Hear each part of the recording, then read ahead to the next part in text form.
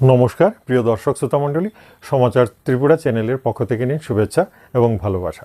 আমি doctor SP Goswami.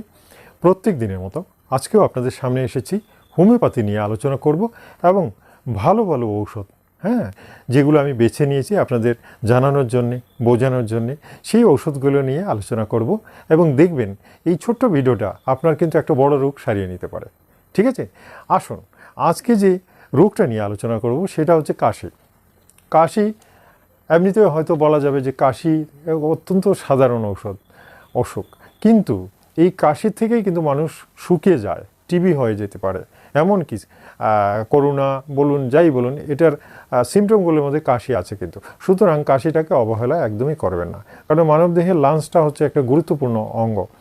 এই লাংসটা যদি ফ্রি না থাকে, এটাতে প্রবলেম হলে শ্বাসকষ্ট হতে পারে, শ্বাসের প্রবলেম হবে, ব্লাড সার্কুলেশনের প্রবলেম হবে। সমস্ত কিছুর জন্যেই লাংসটা আমাদের অনেক ফ্রি থাকতে হবে। আর কাশি হলে আপনারা জানবেন যে লাংস অ্যাফেক্টেড, সবার আগে ফুসফুসটা আক্রান্ত হয়ে যায়, আর সেটার কারণেই কাশি হয়। বুঝতে পারছেন তো? এই কাশির অনেকগুলো ধাপ আছে। নিউমোনিয়া, প্লুরা অ্যাটাক হওয়া, বুকে জল জমে যাওয়া, সব কিছু কিন্তু কাশির সঙ্গে সম্পর্কযুক্ত। এই কাশি থেকে আবার মাথাও ঘুরতে পারে। বুঝতে পারছেন? এই কাশির থেকে আবার টিউবারকুলোসিস হয়ে যেতে পারে, শরীর শুকিয়ে ইওসিনোফিল, রক্তের ইওসিনোফিল বেড়ে গিয়ে যক্ষা, কাশি, টিবি এগুলো হয়ে যেতে পারে। ঠিক আছে, আবার এই কাশির থেকে মুখ দিয়ে রক্ত ওঠা, সমস্ত কিছু এটাও হতে পারে। সুতরাং কাশিটা একেবারে সাধারণ রোগ নয়, এটাকে আমল একেবারেই দেবে না। আমরা তো একটা সাধারণ ওষুধ সবসময় বলে থাকি, ব্রায়োনিয়া। বাচ্চাদের জন্য তো আর ব্রায়োনিয়া জুড়ি নেই, আর বড়দের জন্য আমি বলছি যে সময় সময় ব্রায়োনিয়াও খেয়ে কাশিকে দমানো যায়, কিন্তু এটার ব্যবহার সম্পর্কে পুরোপুরি জানতে হবে। আমার ব্রায়োনিয়া ওষুধটার সম্পর্কে যে ভিডিওটা আমি তৈরি করেছি সেটা আপনারা একটু ভালোভাবে দেখে নেবেন, এটার আপডেটও সামনে আসছে, অবশ্যই দেখে নেবেন। আজকে আমি কাশির একটা পেটেন্ট ফাইল নিয়ে আলোচনা করব, যেটা বাজারে কিনতে পাওয়া যায়। এমনিতে যখন কোনো ডাক্তারবাবু আপনাদের কাশির জন্য ওষুধ দেন, তাহলে দেখবেন অনেকগুলো ওষুধ মিশিয়ে, যেমন আমি দিচ্ছি, অনেকগুলো ওষুধ, 1, 2, 3, 4 করে সবগুলো মিক্সিং করে তারপর সেটা দিয়ে দিচ্ছি। আর সেই মিক্সিংয়ের কাজটাই অনেক সময় বিভিন্ন কোম্পানি আমাদের ফর্মুলাগুলো ওনারা ফলো করেন, এবং যেটাতে দেখা যায় খুব সাকসেসফুলি কাশিটা সেরে যাচ্ছে, তখন সেই ফর্মুলাটা ওনারা পেটেন্ট তৈরি করেন। অর্থাৎ একটা কম্বিনেশন, মেডিসিনের একটা কম্বিনেশন তৈরি করেন, আর সেই কম্বিনেশন দিয়ে একটা মনে করুন একটা শিশির ড্রপস ওনারা তৈরি করে দেন, ড্রপস। সেই ড্রপসটা 5 ফোঁটা হোক, 10 ফোঁটা হোক, এরকম করে খেলে পরে সেই রোগটা সেরে যায়। তবে এটা কিন্তু পটেন্সি বলতে নয়, এটা স্থূল ঔষধ, অর্থাৎ মাদার টিনচার হিসেবেই এটা ইউজ হয়ে থাকে। সুতরাং মাদার টিনচার এবং পটেন্সির মধ্যে একটা বিরাট ডিফারেন্স আছে। বিরাট ডিফারেন্স আছে। কোনো রোগকে যদি স্থায়ীভাবে ভালো করতে হয়, তাহলে পটেন্সি ছাড়া কিন্তু উপায় নেই, কারণ এটা হচ্ছে একেবারে সূক্ষ্ম মাত্রার ঔষধ। আর স্থূল মাত্রার ঔষধ হচ্ছে মাদার টিনচার, যেটা যে কি বলে ড্রপস। কিন্তু সময় সময় এই ড্রপসটারও তো দরকার পড়ে। চট করে কিন্তু পটেন্সি আপনাকে সুস্থ করতে পারে না, একটু সময় লাগে। কিন্তু ড্রপসগুলো একেবারে সাথে সাথে আপনাকে সুস্থ করে তোলে। তাই ড্রপগুলোরও দরকার আছে। আর সেই জন্যই যাদের খুব তাড়াতাড়ি সুস্থ হওয়ার দরকার মনে করেন, অর্থাৎ কাশি হয়েছে 1-2 দিনের মধ্যে কাশিটা সেরে উঠবে, তাহলে কিন্তু এই পেটেন্ট ফাইল ছাড়া উপায় নেই। তার জন্যে আমি যে ওষুধটা নিয়ে আজকে আলোচনা করব, একটা বড় নামি কোম্পানির ওষুধ নিয়ে আলোচনা করব। চোখ বুঝে এই ওষুধটা কিনতে পারেন এবং খেতে পারেন কাশির জন্য। সেই ওষুধটার নাম হচ্ছে SBL DROPS No. 9। SBL DROPS No. 9 থাম্বনেইলে আমি ছবিটাও দিয়ে দিয়েছি। দোকানে গিয়ে সোজা বলবেন SBL DROPS No. 9 আমাকে দিন।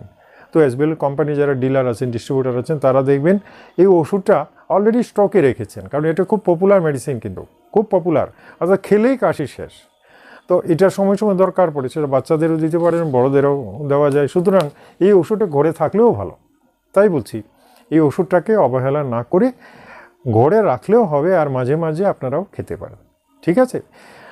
কাশির জন্যে আমরা অনেকগুলো আলাদা ওষুধ দিয়ে থাকি, কিন্তু একটা কথা মনে রাখবেন, কারোর যদি ক্রনিক কাশি হয়ে থাকে, ক্রনিক কাশি বুঝতে পারছেন তো, 7 দিন থেকে 10 দিনের মধ্যেও কাশি আর কমছে না, কাশি রয়ে যাচ্ছে, খুক করে কাশি হচ্ছে, বুকে ব্যথা হচ্ছে, সমস্ত কিছু, এই যে ব্যাপারগুলো, এগুলোর মধ্যে সবসময় মনে রাখবেন, পেটেন্ট ফাইলটা ততটা কার্যকরী নাও হতে পারে। সাময়িকভাবে হয়তো একটু আরাম দিল, কিন্তু এরপরে কিন্তু আপনার সমস্যা হবে, সারবে না এটা। এটা কন্টিনিউয়াস আপনার থেকে যাবে। এই ক্রনিক কাশিটাকে ভালো করতে হলে কিন্তু পটেন্সি লাগবে, পটেন্সি ছাড়া হবে না। এই জন্যেই হোমিওপ্যাথি ডাক্তারও দরকার আর হোমিওপ্যাথি পটেন্সি মেডিসিনেরও দরকার। আপনারা যদি মনে করেন যে এই প্যাটেন্ট ফাইল যেগুলো বাজারে পাওয়া যায় সেটা এগুলো খেয়ে ক্রনিক কাশিটা ভালো করে ফেলবেন, হবে না, এটা হয় না। কারণ হোমিওপ্যাথির যে মেন যে নিয়ম যেটা, অর্থাৎ খুব সূক্ষ্ম মাত্রায় বডি সেলগুলোকে কিন্তু ঠিক করে দিতে হবে। যে সেলগুলো অ্যাফেক্টেড, সেই অ্যাফেক্টেড সেলগুলো যতক্ষণ না ঠিক হবে ততক্ষণ সেই রোগটা যাবে না। এটা হচ্ছে মেন নিয়ম।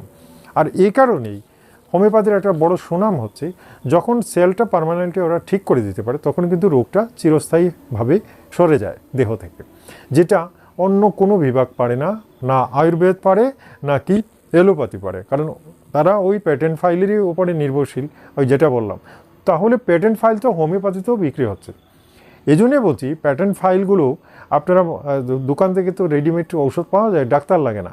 আমার কাশি হয়েছে, অমুক ফাইলটা দিয়ে দিন, দোকানিও দিয়ে দিল, হ্যাঁ, মেডিসিনের দোকানদার বললেন, ওটা দিয়ে দিল, ঠিকই আছে। আমি তো বলেছি আপনারা এনে খান, দেখবেন সাথে সাথে রেমেডি, ঠিক আছে। অধিকাংশ ক্ষেত্রে 50% ক্ষেত্রে কাশি কারোর হলে এটা দ্বারা ভালো হয়ে যায়, বেসার লাগে না। কিন্তু যদি কারোর ক্রনিক কাশি থাকে, ওই যে বলছিলাম মানে কাশিটা থেকে যাচ্ছে, আর সেটা যদি ক্রনিক হয় তাহলে পেটেন্ট কিন্তু কাজ করবে না। জানবেন যে পেটেন্ট সামান্য সামান্য একটু মনে হবে যে একটু অল্প আরাম লাগছে, কিন্তু পার্মানেন্টলি কাশি যাবে না। তখন কিন্তু পটেন্সি মেডিসিন দিয়ে এই রোগটাকে সারাতে হয়। এই জন্যেই অনেক সময় আমাদের সঙ্গে কথা আলাপ না করে, পরামর্শ না নিয়ে কিছু করা সম্ভব নয়। আমি অবশ্যই আপনাদের সমস্ত কিছুর জন্য ডেসক্রিপশনে সমস্ত যোগাযোগ সংযোগের ব্যবস্থা আমি দিয়েছি। আপনারা যদি সম্ভব হয় অবশ্যই মেসেজ করতে পারেন হোয়াটসঅ্যাপে, এবং চেষ্টা করা হবে আপনাদের সাথে যোগাযোগ করা। তবে ইদানিং যোগাযোগটা খুব কম হচ্ছে এবং অনেকেই ফোন করে পাচ্ছে না, because I am so much busy. এই বিজি থাকার কারণে আমি কোনোভাবেই কোনো সংযোগ রাখতে পারছি না। এটা আমার জন্য একটা সমস্যা হয়ে দাঁড়িয়েছে, কারণ এত বেশি পেশেন্ট আমাদের, সবাইকে আমরা রেগুলার প্রেসক্রিপশনও দিতে পারছি না।